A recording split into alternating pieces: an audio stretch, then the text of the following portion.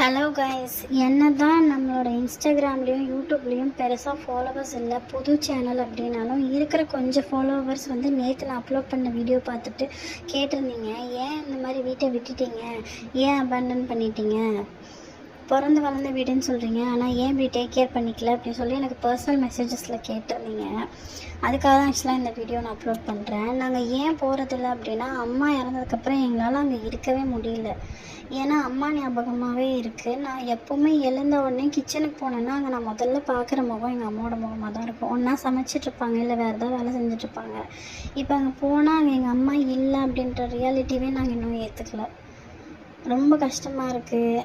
அங்கே இருக்க ஒவ்வொரு செகண்டும் அங்கே நின்னாலும் நடந்தாலும் உட்காந்தாலும் அங்கே அம்மா உட்காந்தது, அம்மா நின்னது, நடந்தது மட்டும்தான் மைண்டில் வருது.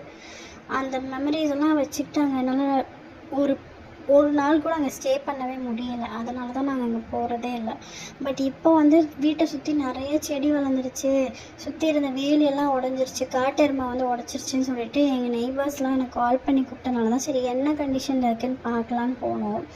போய் பார்த்து மனசே உடஞ்சிருச்சு. பயங்கரமாக காடு மாதிரி ஆயிடுச்சு. உள்ளே வீடு இருக்கிறதே தெரியல. அம்மா இருக்கும்போது இந்த மாதிரிலாம் இருக்காது, ரொம்ப க்ளீனாக வச்சுப்பாங்க. இதுதான் எங்களோட துணி துவைக்கிற ஏரியா. இங்கே தான் வாஷ் பண்ணி இங்கே பக்கத்தில் கம்பெல்லாம் இருக்கும், அதெல்லாம் காய போடுவாங்க. இப்போ அந்த இடமே தெரியறதே இல்லை. டோட்டலி வந்து கவர் ஆகிடுச்சு செடி வளர்ந்து. வீட்டை சுற்றி நிறைய ஃப்ரூட்ஸ் மரம்லாம் இருக்கும். குவாவா, அவகேடோ, ஆரஞ்சு அதெல்லாமே இருக்கும். அந்த மரம் எல்லாமே அப்படியே பட்டு போன மாதிரி ஆயிடுச்சு, மெயின்டைன் பண்ணுறதுக்கு ஆள் இல்லாமல். நான் காட்டுறேன் பாருங்கள். இதில் அவகேடோ மரம் தெரியும். இது வந்து அவகேடோ மரம், இது காஞ்சே போச்சு. இது வந்து ஆரஞ்சு மரம். இனி வீட்டை சுற்றியும் நிறையா மரம் இருக்குது, பட் அதெல்லாம் காட்டக்கூட முடியல. ஏன்னா அந்தளவுக்கு செடி ஆழ உயரத்துக்கு செடி வந்து ஃபுல்லாக கவர் ஆகிடுச்சு. ஸோ அதை எங்களால் கவர் பண்ண முடியல. ஆக்சுவலாக இந்த செடியெல்லாம் தெரியுது இல்லையா, இங்கே வந்து எங்கள் அத்தையோட வீடு இருந்தது. இப்போ அங்கே யாருமே இல்லை. அவங்களும் இதே மாதிரி தான் விட்டுட்டு அவங்க கேரளா சைட் போயிட்டாங்க.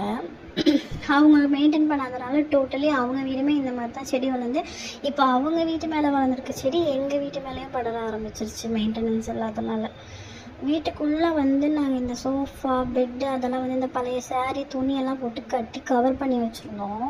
பட் இப்போ போய் பார்த்தா எதுவும் எலி உள்ளே போயிருக்கும் போல் இருக்குது. அது எல்லாத்தையும் இழுத்து போட்டு, கடித்து போட்டு, டேமேஜ் பண்ணி அந்த மாதிரி பண்ணியிருந்துச்சு. ஸோ போய் பார்த்துட்டு சுத்தமாக மனசே இல்லை. ஆனால் அங்கே இருந்து க்ளீன் பண்ணுற அரேஞ்ச்மெண்ட்ஸ்லேயும் நாங்கள் போகவே இல்லை.